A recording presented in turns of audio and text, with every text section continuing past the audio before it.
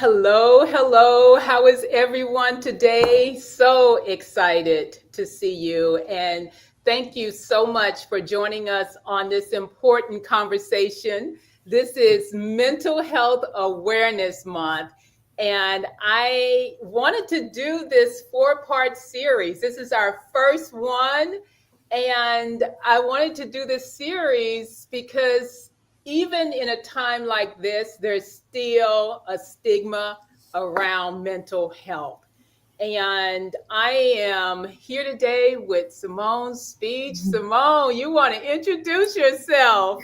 Hello, everyone. Thank you, Dr. Pamela, for having me. I'm so excited to be here. Again, my name is Simone Speech. I am a whole lot of things, but I am a former professional athlete. I am a volleyball Yeah. coach, and I'm also a counselor at Compass College Advisory. Yes, yes. And the other thing too, some of you may not know that is that Simone is also my daughter-in-law. So so it's a family thing as Yes. well. I see her every day. Yes, exactly. We do. But anyway, I am Dr. Pamela Ellis, and just thank you all so much for joining in on this important conversation. And, like I said, and I mentioned this at the outset around the stigma with mental health. Simone is you're so great to start this off with me because I see you as someone who is, very open to having those conversations about Mhm. mental health. And I know when I was younger, that was something I absolutely could not do. Mhm. And I don't know if I shared this with you before, Simone, but one of the interesting things is that around, I guess it was like early teens, I was doing this Head Start program, Mhm. where you actually get to, you get regular physical checkups as Mhm. part of it, and they had also offered some mental health counseling, like with a psychologist. And my mom had taken me to one of these appointments, and I had gone in to talk with a psychologist. So she waited, while I was meeting with this psychologist. And when I ended the appointment, I was talking with her on the drive home afterwards about the appointment. And she said to me at that time, she was like, baby, you're not going back there. Because if you go back, you will be crazy. I was like, okay. Oh, And wow. that was it. Mhm. That was it. So I was not allowed to see a therapist. And it was just viewed as, you just something you don't do. Mhm. And so I grew up with that. And even, there were a couple of times, in adulthood where I experienced depression. And it was only recently that I was even open to seeing a therapist. And I think a lot of that just came from my kids, Mhm. encouraging it and being so open about it. So Mhm. that's Wow. kind of been my story with it. Thank you, Dr. Karen. Yeah, Mhm. yeah. Yeah. um That's a lot to carry. And I think, like, one, there's the stigma of one not having the conversations about it, or like if you have mhm. those conversations about it, then you'll Yeah, have problems. But I yeah, think also what else isn't talked about enough is how differently one shows up in girls and women and mothers and Black yeah, women. And I yeah. think we have this, it's literally like in our genes to Hmm. fight, Yeah, and like not only fight our emotions, but hmm, fight for our families and fight for our careers and our livelihood. And we're constantly fighting all the time. And yeah. something I talk to my kids about, and even talk to myself about, is like Mhm. how often we're on. Oh my When do goodness. you turn it off? If you do turn it off, do Yeah. you know? Yeah, being on all the time is definitely a key stressor. And I, certainly feel that, as a Black woman, Hmm. being on all the time. And, Hmm. whether I was working in corporate, whether I was a homemaker, whatever I was doing. And even now today, as an entrepreneur and wearing a lot of hats. I Hmm. think that's kind of the thing about us, not, just as women, period. We wear a lot of hats. There are a lot of things that we have on our plate all the time. Hmm. And that's why, we need that space to, be able to talk to someone. And it Hmm. shouldn't be something that's um, shunned, stigmatized, Yeah. anyway. And I think also it shouldn't be something that's talked about when you're falling apart, if that makes sense. Like I feel Yeah, like their, yeah. mental health, well-being, Hmm. state of being is always something that Yeah, people finally talk about it when they're like boiling over or falling apart to some yeah, extent. And so it's yeah. like, how do we as a society and the people that are Hmm. around you have these conversations that Yeah. are, you know, more so check-ins and regular Hmm. versus being Yeah, on this go, go, go, go, go all the time until you find yourself staring right. at a wall being like, I might be depressed. Yeah, I know, right? I know. And I think, it's interesting because, the first time when I would say I knowledgeably experienced depression was postpartum depression with Jan when he was Mm-hmm. first born. And I didn't even know what it was or even Mm-hmm. knew how to get help. And Mm-hmm. it was months later when I was talking with someone about it who mentioned that they had postpartum depression that I realized, oh my God, that's what I had. I mean, just it was really heavy. It Mm-hmm. was really heavy. How would And you I describe just, it? oh my goodness. It was a lot of fear, worry that, I, just couldn't do it right. Mm-hmm. And, just the whole learning how to nurse and, not Mm-hmm. having, any milk and just, I mean, just a heavy sense of fear. Mm-hmm. And also, there were some thoughts of, suicide, Mm-hmm. just feeling like I don't want to be here, Mm-hmm. and, just that kind of heaviness. And because I had Mm-hmm. never, really been able to talk about, my feelings in that way, I didn't really say anything about it. Mm-hmm. And it was only from hearing someone else's experience that I realized, oh my God, that was postpartum depression. I didn't even know it. Mm-hmm. And it was just a really hard time. That's Yeah. all I could say. It was just a really hard time. Yeah. And I think even like working through moments of depression and Mhm. postpartum, it's really hard to get through it when you don't feel like you have a safe space to work through it or the Yeah, support to work through it. And I yeah, think even, I have not had postpartum. I do not have children. yeah. um, but even, recognizing when I'm off or depression for Hmm. myself is Yeah, always such a wacky thing because yeah. I'm so used to getting up and going about my Hmm. routine and doing what I have to do. And then Right. every now and then it's like impossible to get out of bed Yeah, and you're just staring at the wall and you're like, yeah. what's wrong with me? And it's like even the question of asking like what's wrong with me is a whole issue in itself because it's like you might be not Hmm. that there's something wrong with you, but it's like how do you am I taking care of myself? And Right. even the language around addressing Yeah.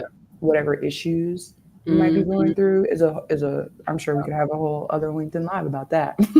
Yeah. but Yeah. how we talk to ourselves and how we Mhm. address our issues, if we are addressing our issues, and this Yeah. culture of pushing things to the side and dealing with them later, or Yeah.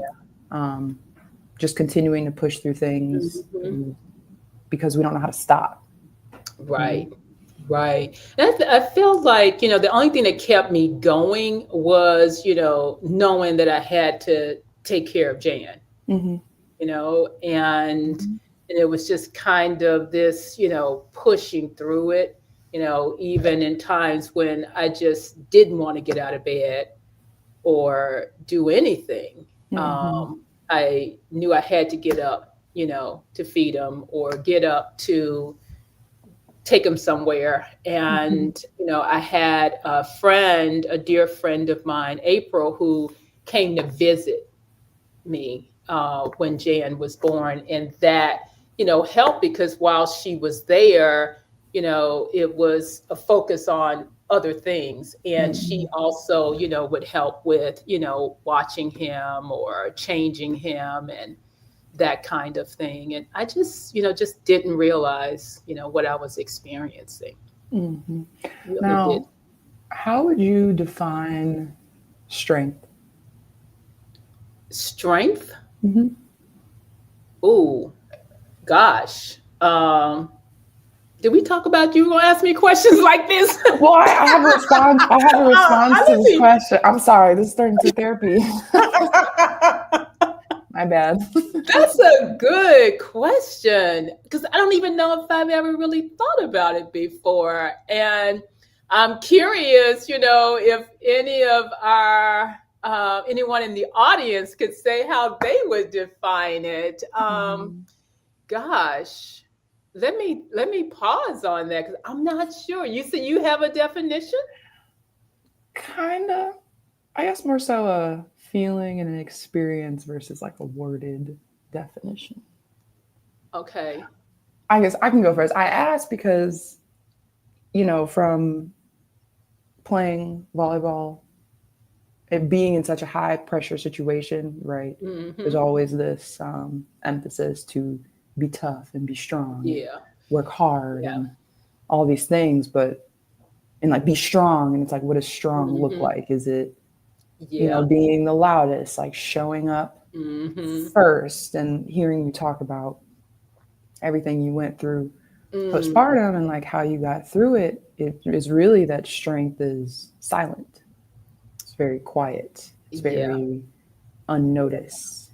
Yeah. And like we, Mm.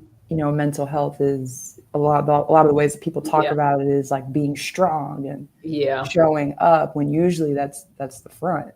Mm-hmm. Like a lot of the strong, like powerful things that you do are behind the scenes and they go unnoticed Yeah. oftentimes. That's true. That's And it can true. be, being strong can be very heavy. And then we Mm-hmm. think that like taking a Yeah. break or pausing is weakness. Yeah. And Wow. so, Hmm. yeah, it's just thought. So hearing that, how would you define I strength? think I'm gonna look at what Dr. Karen says. She says the courage to say I am weak Wow, is that's really strength. powerful. That Mhm. is gosh, that's really gonna sit with me because, for so, much of my life experience has been about just kind of plowing through. And I Mhm. think I know I get that from my mother. And, just when we talk about, like generational differences, I am Gen Xer. My mother was part of the greatest generation because she was Mhm. born in 21. And, with that generation, her influence is about just kind of pushing ahead and not talking Mhm. about it at all.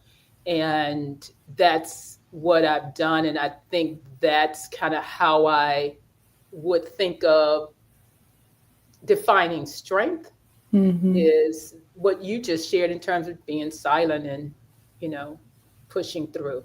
Mhm. Yeah. Yeah. Yeah. And I think even, having this conversation with you is so interesting, even just because of our generational Yeah. gap. because you're Gen Z. No. I'm a zillennial. Zillennial. So yeah, almost millennial. Well, you're a millennial? I thought you were Gen I'm on the Z. edge. I was born You're in on the 97. I'm edge. on the edge. Okay. Yes, you're on the edge of millennial and Gen Z. So yeah, yeah. But yeah, So it's interesting to like hear that and hmm navigate it, especially as I have these conversations with kids all the time. yeah. And even, opening it up to have the conversation with kids or anyone, and especially with what hmm we do, right? Like Yeah.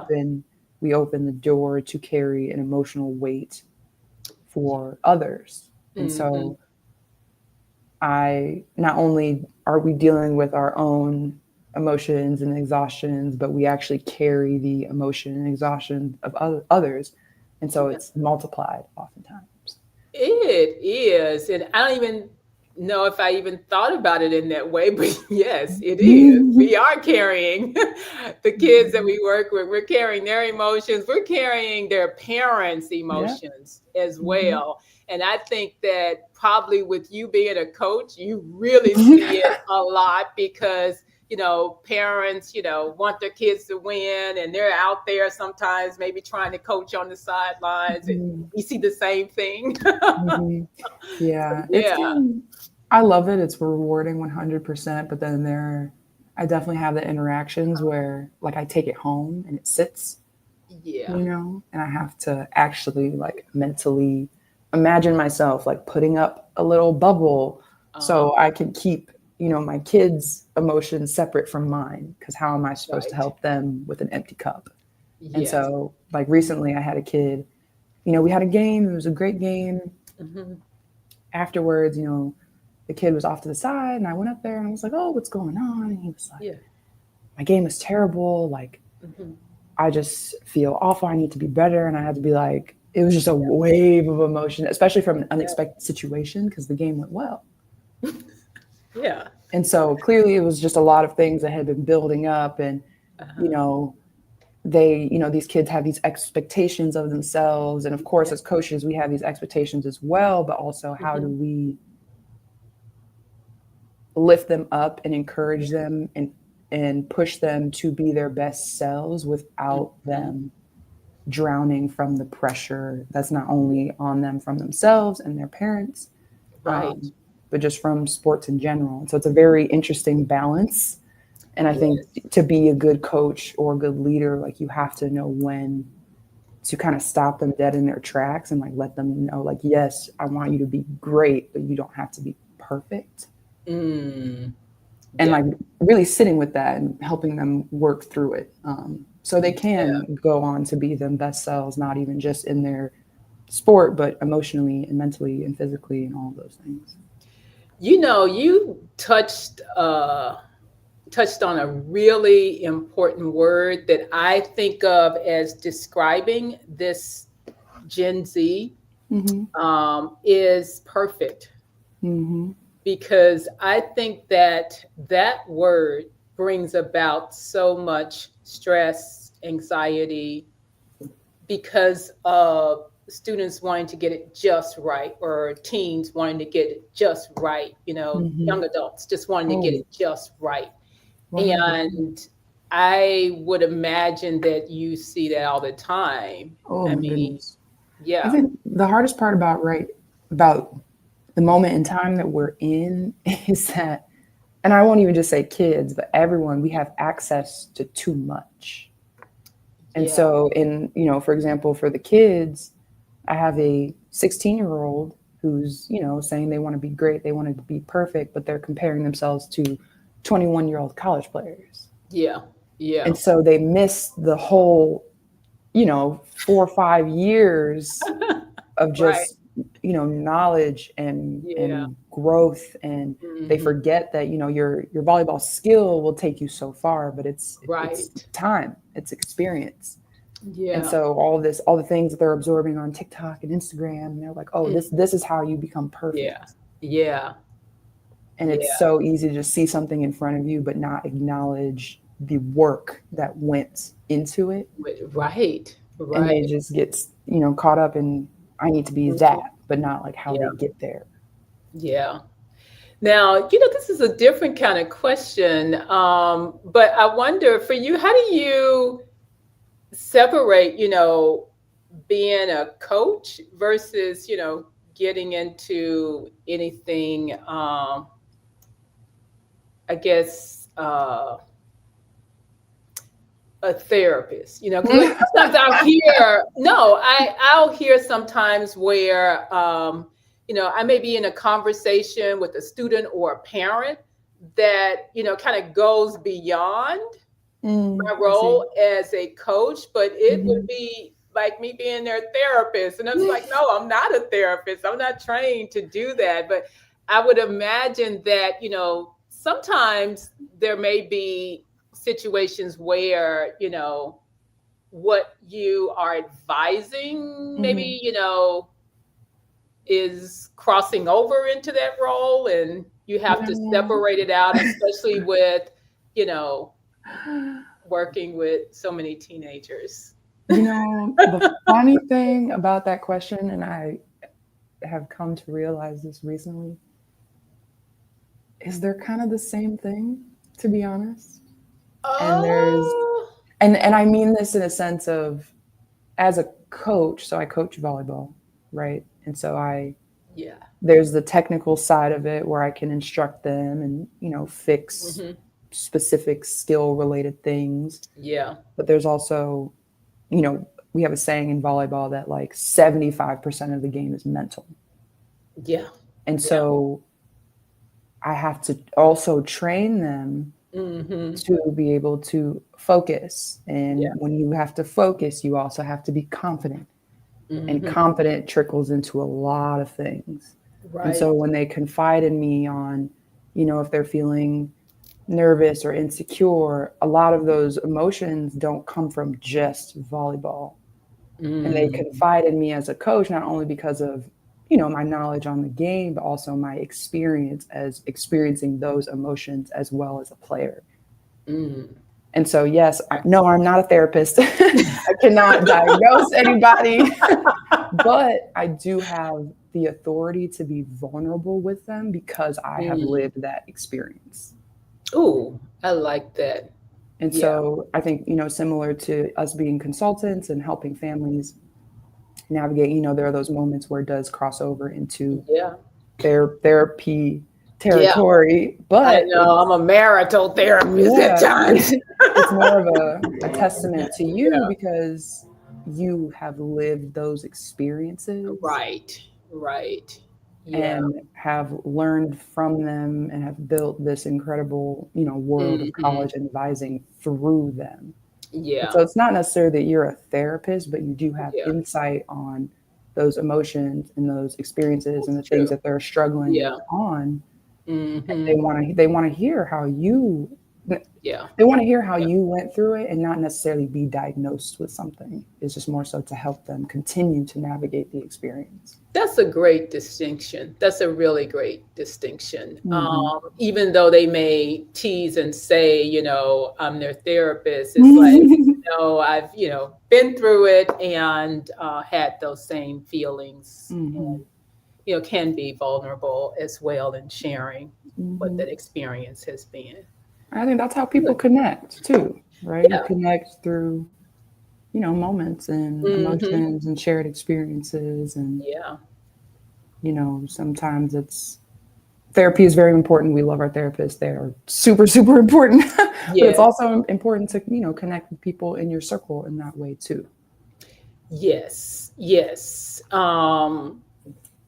And there are definitely people that I feel like, yeah, I can connect with them, but not, cross the boundary where it Right. is, like, you A know, diagnosis. yes, Hmm. Right. or even exhausting their energy and time Yeah. as if they were a therapist. Yeah.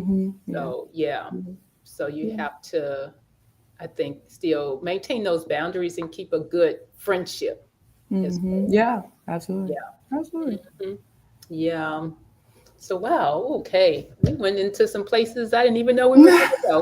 Well, this is meant to be a conversation. And again, with the other discussions that we'll have this month that I'll be having with Dr. Karen is coming up next Mhm. week. She'll be here. It'll be a totally different conversation because everyone has, different lived experiences, I think, around their mental health journey. And I Mhm. definitely think of it, as a journey for sure. And Yes, now, as well. one thing, Simone, what has made you so open to, uh, mental health and wellness? And I mean, because with your program that you Mhm. created for girls, that to me, is mental health awareness. And Yeah. so what? Um, I think it was just